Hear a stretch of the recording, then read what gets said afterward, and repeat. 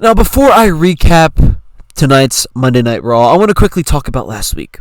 We finally have some change with this faction, right? They jumped Seth Rollins. Seth Rollins got speared. He got tsunamied. And it looks like he might be hurt. I don't know how long he's going to be away. I don't know if it's a work or not. But I'm just excited for something different. I don't want to see the same thing every single week. And that's honestly why I didn't watch last week. I didn't even recap it. I just didn't feel like doing that shit. Because it was the same shit every week. But they actually spiced it up. They changed it up, right? You look at Sami Zayn. This was a solid reign for him, right? He had a United States Open challenge where people can just come in and fight him. Ilya Dragunov made his return and beat Sami Zayn, and he's the new champion, which I'm not a huge fan of Ilya, but I'm excited for change, right? The titles aren't on people for fucking years, right? There's a pretty quick title reign. I would say it was like a 2-month, 3-month title reign for Sami Zayn, which is all you need to tell a story. I mean, it wasn't even a story. It was just he had matches, right? And it was nice. The fans love it. From the backlash, from the recaps and from the reviews, from the comments that people were saying. People were saying that like this was the best United States champion reign of all time. Now, I wouldn't say that, but I would say it was a solid reign, especially in the past couple of years. It's probably one of the better mid-card reigns. So, I guess you can give Triple H that. But there was no story to it, so I'm not going to give him that much credit. Now, as a character, I don't really know Ilya Dragunov that much. I saw him in NXT with Carmelo Hayes, but when it comes to character, Carmelo Hayes has the better character. In ring ability, they're both good, in my opinion, but Ilya's probably, edges him off, and beats him on that side of the, in ring. So, I think there's a lot of potential that can come from Ilya winning this title. There's a lot of good matches that could come from this. And the young guys can really show the fans and show everyone what they got. I think Carmelo Hayes and Ilya can put on a good show. Even though Carmelo has his own feud with The Miz, we'll see what happens from that. And by the way, at this time, I did not watch the latest Raw. So I'm going to be watching it now. And I will be giving you guys the recap. I'll see you guys in the future. Here's my thing. After making this big turn on Seth Rollins, this group shouldn't be doing the same shit. They come out, they say the same shit they've been saying, even if Seth Rollins was there. It feels the fucking same. Okay?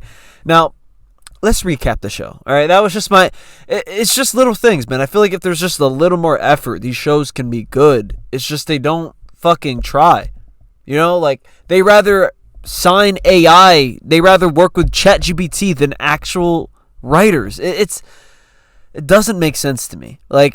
Hire the writers that wrote fucking Severance. I don't know. You know what I mean? Be like, yo, I'll pay you double. Do something. Sheesh, man. Now let's start off. Right, we have the opening. We have Adam Pearce in the ring. This whole segment should have just been in Adam Pearce's office, honestly. But we have Adam Pearce in the ring. We have Bronson Reed, Braun Breaker, and Paul Heyman. They walk in the ring. Adam Pearce basically just tells them the rundown. Gives them the rundown, right? Seth Rollins is hurt. He no longer can be champion. There will be a battle royale later in the show to see who's the number one contender. And they will fight, I think, CM Punk. Because CM Punk won, I guess, his latest match. Honestly, I don't remember. But yeah, Braun Breaker basically says, what if I don't give you the title back? And for some reason, the crowd goes wild. They say this is awesome. I hope they said this is awkward, because I couldn't tell if they're saying this is awkward or this is awesome, because it was a very awkward scene. It didn't feel real at all. It just felt fucking forced and fake as shit. But, if the fans are fucking excited for someone saying, what if I don't? Then, wow, you really don't have to try, and the fans will fucking love it. But we basically get that. It was a very boring scene. Basically, Braun Breaker says you have to say please, and there we go, right?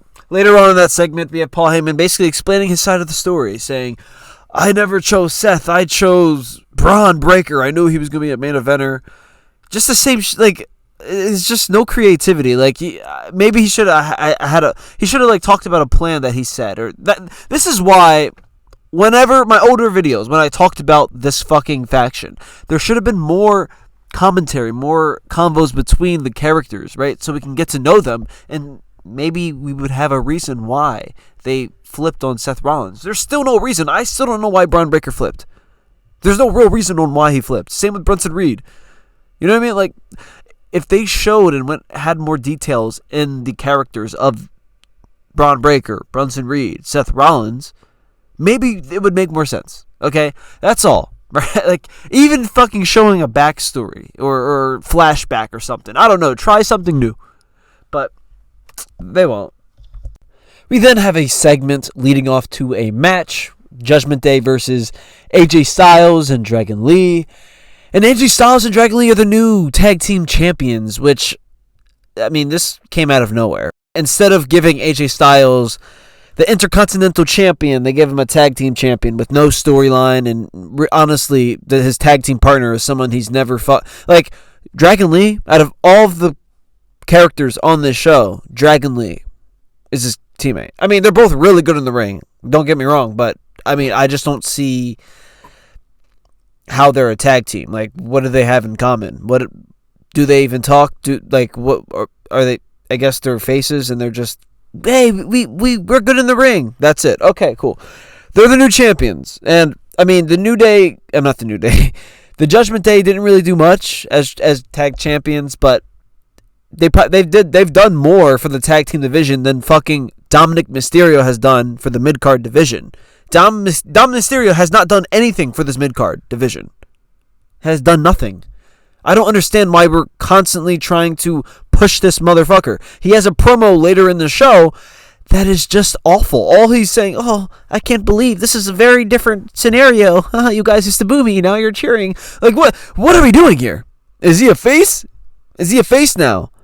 That's what faces say? Wow, you guys are cheering? Like, what the fuck are we doing? There's so many other wrestlers that I wouldn't say deserve, but should at least get an opportunity to be a Intercontinental Champion, right? Like, Dominic Mysterio is not great in the ring. He does not have great mic skills as well. Like, I just don't understand what it is, right? If it's just because he's Rey Mysterio's son, that shouldn't make you a champion. I can't wrap my head around that. Like, it doesn't make sense. He's getting cheered because he's Rey Mysterio's son. That's what it is. He's not great on the mic. He's not great in the ring. He's just a Nepo baby. So, I mean, I understand he has the mustache. He's, the Eddie Guerrero character, but Eddie Guerrero had the charisma. Eddie Guerrero was ripped and in shape. Dominic Mysterio is a wimpy guy. You know what I mean? Like, he's a guy you see that works at Best Buy, the tech place. You know what I mean? Like, I don't know, man. I'm just being honest here. He beat Rusev 1-on-1, and it was, I mean, I'm not going to say it was a clean match, but he won pretty clean. He pinned him 1, 2, 3. So, yeah, Rusev coming to WWE doesn't look great. Losing to Dominic Mysterio. Ooh.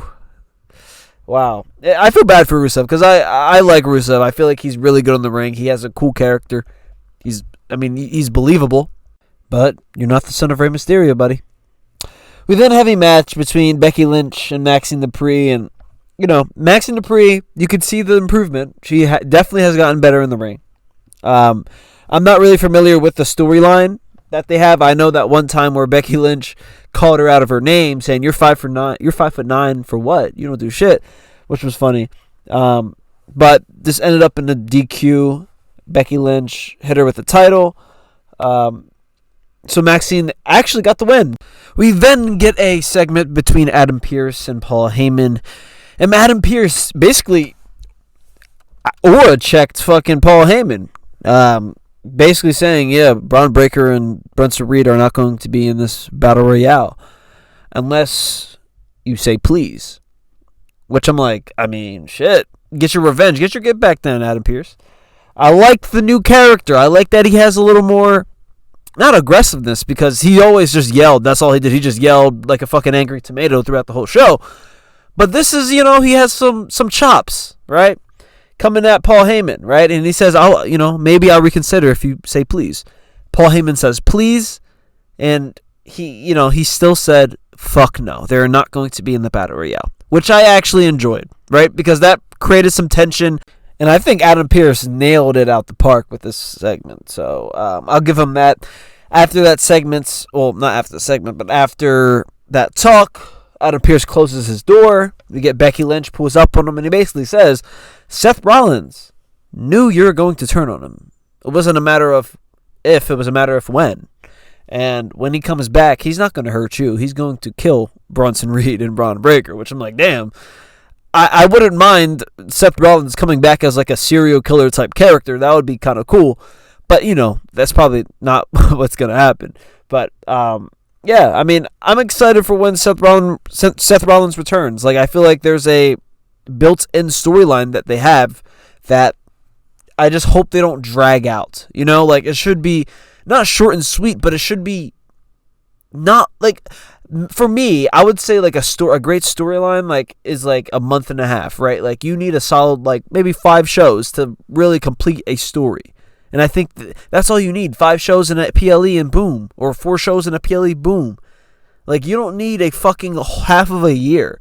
Like, I feel like that's what we've been doing for the past couple of years is, like, we have this main storyline that we tell, but we have to wait a whole fucking year. Like, I'm not for that, man. I'm not trying to wait a whole year for a story that's mediocre to be told. So, not a big fan of that. We then have Stephanie Vaquer versus Roxanne Perez, and this was a pretty solid match. I don't know if Vaquer got injured in this match, but it kind of looked like her knee was hurt. But Vaquer got the win. Solid match. You know, no real storylines in Stephanie Vaquer's title reign yet, but she's gorgeous and she's great in the ring. So, you know, hopefully they have something soon for her where there's a intriguing story. But as of now, she's doing her job. She's doing great. Yeah, we'll see what happens later down the line. We then, actually, after her match, what's her name? Is it Roxanne Perez? No, Roxanne Perez's bodyguard. I forgot her name. The girl who acts like Vin Diesel. Diesel. She comes out, tries to jump Vaquer, but Nikki Bella comes to save the day. There we go. Nikki Bella saves Stephanie Vaquer. That's a storyline that I guess is happening. We then get to the main events. We get to the Battle Royale. And this is pretty predictable, right? We have Jey Uso win the match, and I just don't understand why he constantly gets these opportunities. And he's already shown us that he's not a good main champion. He's not a good world champion, right? He's not great at cutting promos. He botches a lot when he's put on the spotlight, right? He's not great in the ring. So I just don't understand why he's always in positions to, put himself over, right? When there's all these other people on your roster that are barely even on the show, that have better physiques, that are better on the mic, that are better in the ring. But in this era of wrestling, we're just stuck with a Cody Rhodes, a Jey Uso, while we have people like Drew McIntyre who just are never booked correctly, right? We have LA Knight who still haven't won a world champion, but Jey Uso has. And we might have to watch Jey Uso win another one. So, yeah. If you enjoyed this video, drop a like, subscribe to the channel, and I'll catch you guys on the next one. Peace.